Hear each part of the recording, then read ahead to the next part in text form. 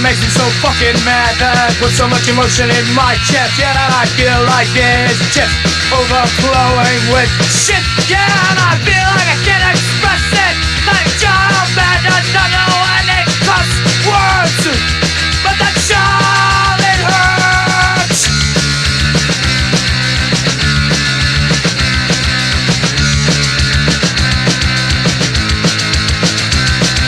I wanna just take the water heater and kill it and then piss on it. This method of shit and spill the poop on and then lick it and fuck it until I left a dent in the shit.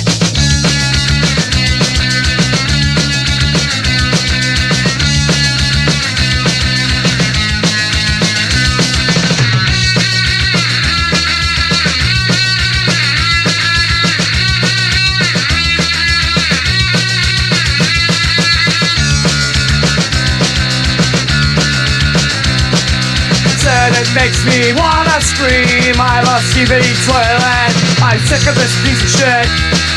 Here you can have it.